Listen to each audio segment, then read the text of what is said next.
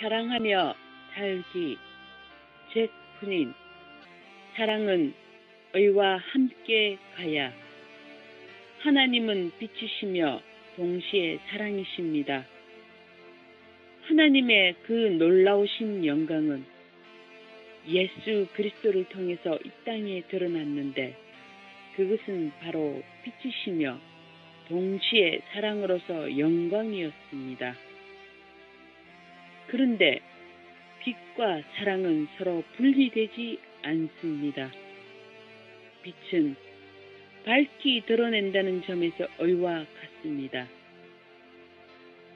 참된 의는 사랑이 충만한 것이며, 참된 사랑은 의롭고 순결하며 빛처럼 투명한 것입니다.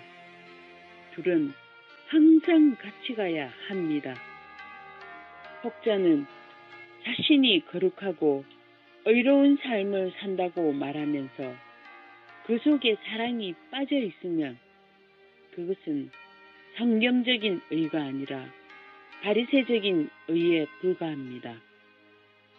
반대로 혹자는 자신이 모든 사람을 품고 사랑하는 삶을 산다고 말하면서 그 속에 의가 빠져 있으면 그것은 스스로 속는 것입니다.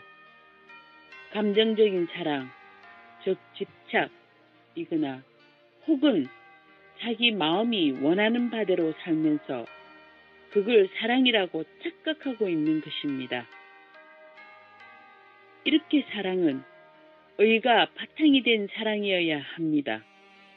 바리새인은 사랑이 빠진 의와 거룩을 추구했고, 오늘날 우리는 의가 빠진 사랑, 사실은 탐욕을 맹목적으로 추구할 수 있습니다. 바리새인들은 딱딱하고 메마른 의를 추구했습니다. 그렇지만 그들이 얻었던 것은 뼈와 해골만 남은 의였습니다. 사실은 그게 의가 아니죠. 사랑이란 살이 덮여야 온전하게 되는데, 살이 없고 뼈와 해골만 남은 의는 비틀린 의였습니다. 그러나 예수님은 진리 그대로 사셨습니다. 바리새인들이 율법의 1.1획도 다 지킨다고 말했지만 그건 사실 형식적이었습니다. 예수님은 그보다 더 철저히 율법적으로도 의로운 삶을 사셨습니다. 도덕적 계명을 지키셨습니다. 그렇지만 예수님은 뼈와 해골만 남은 바리새적 의를 추구하지 않으셨습니다. 예수님은 뼈와 골격에 살을 붙이셨습니다. 그건 바로 사랑이었습니다. 뼈와 골격을 무시한 것은 결코 아닙니다. 다른 표현으로 말하자면 빛이 사랑에 의해 감싸져 있었습니다. 사람의 뼈가 살에 감싸져 있듯이 말입니다. 예수님은 진리를 가르치셨지만 사랑으로 말씀하셨습니다. 그런 그분의 말씀에는 권위가 있었습니다. 그렇지만 은혜도 함께 있었습니다. 저희가 다 그를 증거하고 그 입으로 나오는 바 은혜로운 말을 기이히 여겨 가로되, 성령님은 우리가 이렇게 살도록 인도해 가십니다. 사랑은 자연스레 나오는 것입니다. 연출이 아닙니다. 하나님은 사랑이십니다. 하나님은 사랑을 실천하시려고 노력하시는 게 아니라 하나님의 근본 속성 자체가 사랑이십니다. 그래서 하나님의 영광이 그대로 나타난 예수님의 삶도 보면 사랑 그 자체이십니다. 그냥 삶의 모든 일거수일투족이 사랑이셨습니다. 하나님이 나사렛 예수에게 성령과 능력을 기름 붓듯 하셨음에 저가 두루 다니시며 착한 일을 행하시고 예수님 속에는 하나님의 사랑이 홍수처럼 넘쳐 흘렀습니다. 우리도 마찬가지입니다. 사랑이 우리 속에서 넘쳐 흘러나오는 것, 즉 사랑은 억지로 연출하는 것이 아니어야 합니다. 나를 믿는 자는 그 배에서 생수의 강이 흘러나리라 라고 말씀하셨지요. 사랑, 거룩, 겸손 같은 하나님이 성품은 연기가 아니라 샘물이 샘솟듯이 우리 속에서 솟아나와서 그게 우리 언어를 통해서 우리 행동을 통해 나타나 보여지게 됩니다. 그러므로 진정 거듭난 신자는 그 속에서 솟아나는 사랑을 나타내 보이게 되고 그 주위 사람들이 그것을 알고 느끼게 됩니다. 그래서 세상 사람들이 베푸는 대가를 바라는 사랑과 크리스찬의 대가를 바라지 않는 사랑은 확연히 구분이 됩니다. 만약 사람들이 나를 이기적이라고 판단한다면 우리는 내 중심의 진실함을 더욱 구하여야 합니다. 사랑을 베풀지만 대가를 바라지 않는 또한 의로운 사랑이 되어야 하는 것입니다. 참사랑은 죄의 속박에서 그를 자유케 합니다. 예수님은 모든 사람을 존중하셨습니다. 아무리 하찮은 사람이라도 무시하신 적이 없습니다. 경건하고 배우고 수준 높은 사람을 존경하기는 쉽지만 사회의 저변층을 존경하기란 쉽지 않습니다. 그러나 예수님은 사회의 저변층, 무시받는 죄인들까지도 다 사랑을 나누어 주셨습니다. 또 우리 중에 일부는 자신이 인정받고 높아지기 위해서 그 목적으로 자기 주변 신자들만 사랑하는 사람도 있습니다. 교회에서 신자들에게 친절히 대하고 대접하면 그 친절과 대접을 돌려받게 되어 있습니다. 그러나 예수님은 교인뿐만 아니라 전혀 모르는 사람들인 처음 만난 가난한 사람들, 무시당하는 자들, 외모가 보기에 흉한 사람들, 못 배운 사람들을 한 사람도 멸시하신 적이 없으십니다. 인간 존중의 사랑이셨습니다. 왜냐하면 한 생명이 얼마나 귀한지 온 세상의 가치보다 더 귀하다고 말씀하셨습니다. 마가복음 8장 36절 말씀입니다. 이것이 바로 예수님이 사람을 보시는 가치였습니다. 그래서 예수님은 모든 사람을 만나실 때 일단 기뻐하셨습니다. 그리고 그들이 사탄에 의해 미혹되고 묶인 것을 보시고 그들을 말씀으로 고치셨고 그 속박에서 자유케 되기를 원하셨습니다.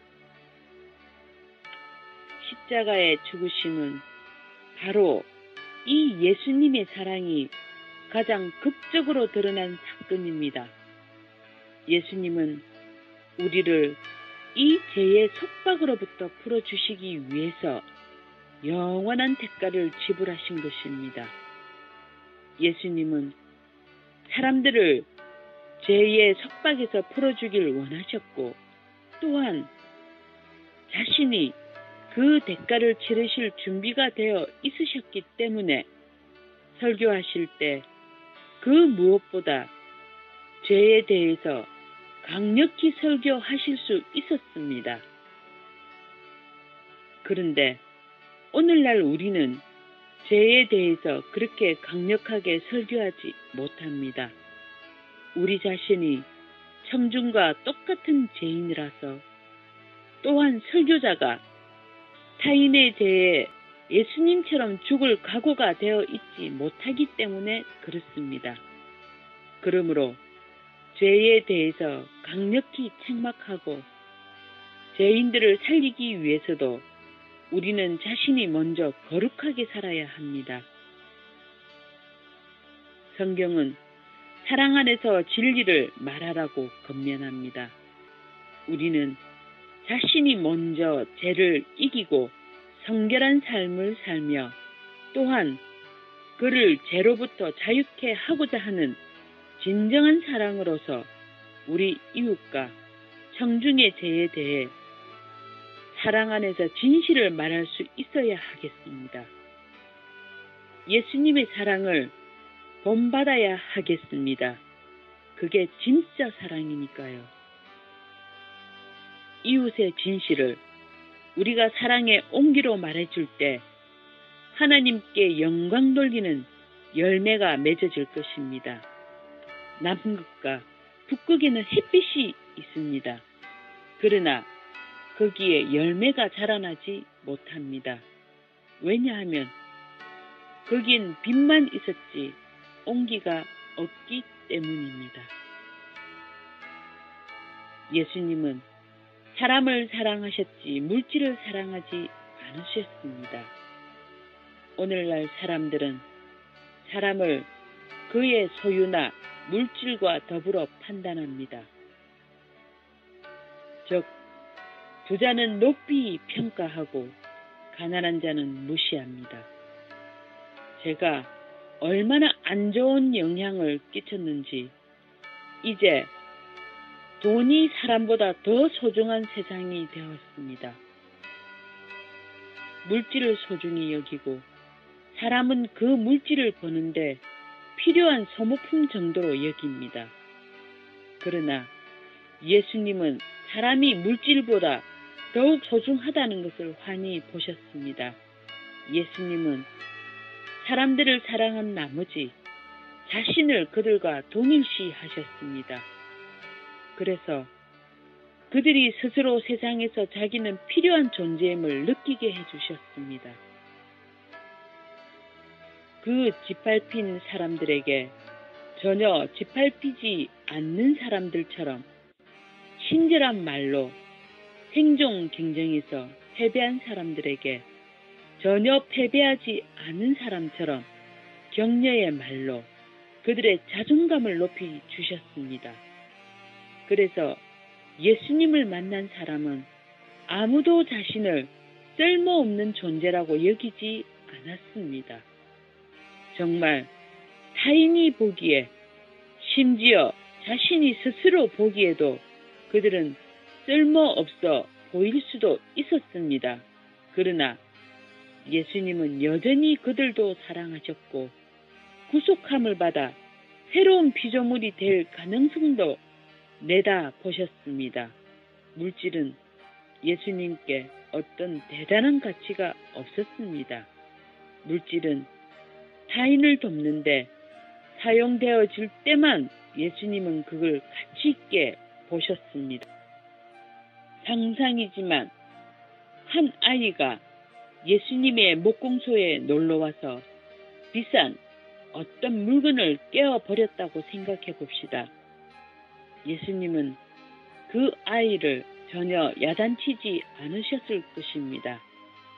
물질의 가치보다 그 아이의 가치가 상상할 수 없이 더 크기 때문입니다. 예수님은 사람을 사랑하셨지 물질을 사랑하신 것이 아닙니다. 물질은 그저 사람을 도울 때만 그 가치가 드러나는 법입니다.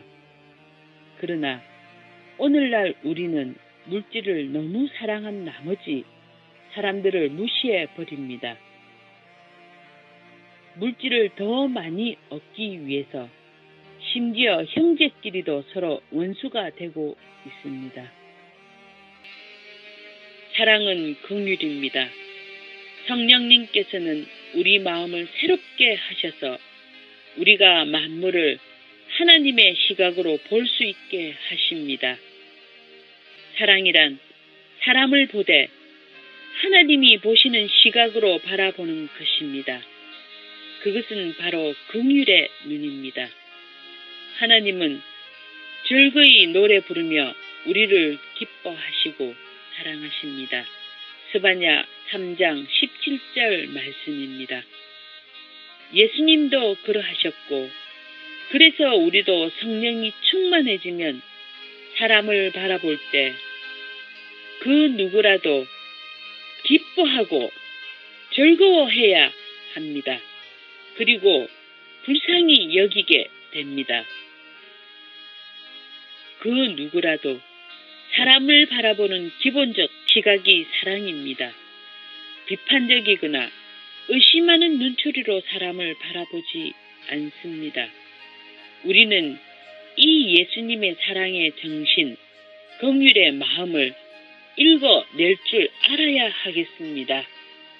사람들이 예수님의 설교를 즐겁게 듣더라고 했습니다. 사람들은 예수님의 설교에서 드러나는 사랑의 향기를 듣고 느끼고 즐거워했던 것입니다. 그래서 성령으로 충만해진 신자는 그 성령의 속성이 자기 속에서 생수의 강처럼 밖으로 넘쳐 흐르게 됩니다. 그래서 사랑의 말, 긍휼의 행동이 나오는 것입니다.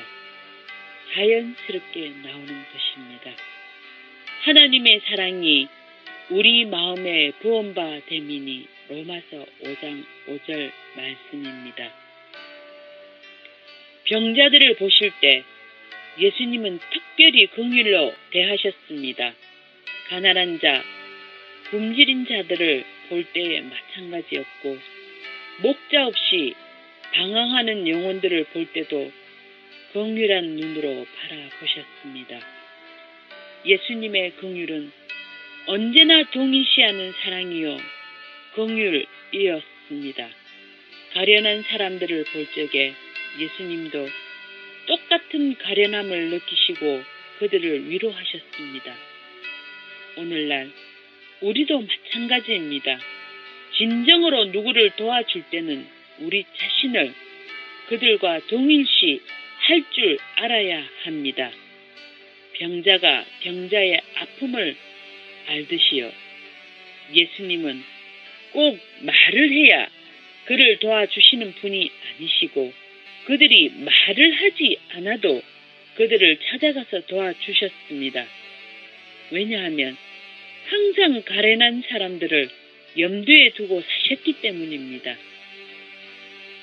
한 번은 예수님이 크게 상심하셨습니다. 그건 사람들이 불쌍한 사람들에 대해 전혀 긍휼을 품지 않았을 때였습니다. 혹시 오늘날 우리의 모습이 그런 모습 아닌가요? 사랑은 인내입니다. 사람들과의 관계에 있어서도 예수님은 항상 자신이 죽는 방식으로 생활하셨습니다. 예수님은 자신에게 무례하거나 거칠게 대하는 사람에 대해서, 또는 그들의 교만과 비난의 말에 대해서 한 번도 화를 내시거나 분노하지 않으셨습니다. 예수님은 자신을 잘 섬기지 못하는 제자들에게도 분노하지 않으셨습니다. 그런데 우리는 지도자로서 그런 분노를 잘 내지요. 예수님은 사람들에게 섬김을 받겠다는 큰 기대 자체가 아예 없으셨기 때문입니다. 예수님은 섬김을 받으러 오신 게 아니라 섬기러 오셨기 때문입니다. 예수님은 십자가를 매일 지셨습니다. 그래서 사람들이 자기를 귀찮게 하거나 회방하는 것에 대해 전혀 평정심을 잃지 않으셨습니다. 어떤 사람은 너무 느리다고 사람들을 분통 터져 하는데 예수님이 느린 사람들을 보셨을 때 안달하셨을까요? 머리가 빨리 안 도는 사람들에게 대해서도 마찬가지셨습니다. 완전하신 사람이신 예수님은 불완전한 사람들의 부족함을 너무나 기꺼이 다 용납해 주셨습니다. 그런데 우리 불완전한 사람들은 어떻게 그렇게 재빨리 똑같이 불완전한 사람들의 약점을 그렇게도 잘 찾아내는지요. 그들의 연약한 점을 참아주지 못하고 쉽게 분통을 터뜨리는지요. 사랑하면 인내해야 합니다. 인내하지 못하는 것은 사랑이 부족하기 때문입니다. 예수님의 말시에 나타난 사랑. 예수님은 그 누구도 가소평가하거나 하는 말을 하시지 않고 상처 주는 농담을 하신 적도 없으십니다. 사소한 말이라도 상처가 될 만한 말은 하시지 않으셨습니다. 언어에 세심하셨습니다. 제자들이 예수님 몰래 자기들끼리 담화하는 것도 문제 삼지 않으셨습니다. 예수님은 가룟 유다가 뻔히 잘못하는 것을 보시면서도 3년 동안이나 인내하며 기다리셨습니다. 진실을 말씀하시되 사랑으로 하신 것입니다. 그래서 최후의 만찬 때 제자들은 누구를 말씀하는지 몰라서 서로를 쳐다보며 어리둥절했습니다. 예수님은 자기를 배신할 자를 지목하시면서도 아무도 모르게 그만 알도록 그렇게 사랑으로 대우하신 것입니다. 예수님은 혀를 오직 사람들을 격려하고 칭찬하는 데만 사용하셨습니다. 예수님의 혀는 하나님의 손에 들린 선한 도구와 같았습니다. 그래서 항상 피곤한 사람을 말로써 격려하셨습니다. 그러나 교만한 자들에게는 그 혀는 오히려 그들의 교만함을 자르는 검이었습니다. 예수님이 로마인 백부장이나 이방인 수로보니게 여인의 믿음을 공개적으로 칭찬하셨을 때 그 이방인들은 얼마나 큰 용기를 얻었을까요? 베다니 마을의 마리아는 옥합을 깨뜨려 드림으로써 예수님께 큰 칭찬을 들었습니다. 비록 죄인이지만 자기의 사랑으로 인해 칭찬을 들었습니다. 그가 손가락질 받는 여인이지만 그의 사랑함이 많은 장점을 보시고 칭찬하신 것입니다. 이렇게 예수님은 주위의 사람들을 늘 칭찬하셨습니다. 그들은 예수님의 칭찬의 격려를 결코 쉽게 잊지 못했을 것입니다. 시몬아, 시몬아, 보라, 사단이 밀 까부르듯 하려고 너희를 청구하였으나 그러나 내가 너를 위하여 내 믿음이 떨어지지 않기를 기도하였노니 너는 돌이킨 후에 내 형제를 굳게 하라. 베드로가 실패할 것을 내다보셨지만 예수님은 그를 실망하지 않으시고 도리어 그를 긍휼히 여기시고 위에서 기도하셨습니다. 짧은 몇 마디의 말이었지만 베드로에겐 얼마나 큰 격려가 되었겠습니까? 그러므로 주위에 실패한 형제 자매를 보더라도 격려와 사랑의 말을 꼭 해주시기 바랍니다. 우리 예수님처럼 주 여호와께서 학자의 혀를 내게 주사 나로 곰핍한 자를 말로 어떻게 도와줄 줄을 알게 하시고 그렇습니다. 예수님은 이사야의 예언대로 피곤한 자를 말씀으로 늘 도와주셨습니다. 그렇게 된 비결은 바로 이어지는 구절에 이렇게 나옵니다. 아침마다 깨우치시되 나의 길을 깨우치사 학자같이 알아듣게 하시도다. 오늘날 우리도 마찬가지입니다. 우리가 매일 아침마다 하나님 말씀을 알아들으면 그날 우연히 만나게 되는 피곤하고 지친 영혼들을 말씀으로 격려하게 되는 것입니다. 예수님은 의로운 분이셨지만 그렇다고 바리새인들처럼 근엄하고 엄숙한 표정이 아니었습니다. 예수님은 즐거움의 기름 부음을 받으셨다고 말씀합니다.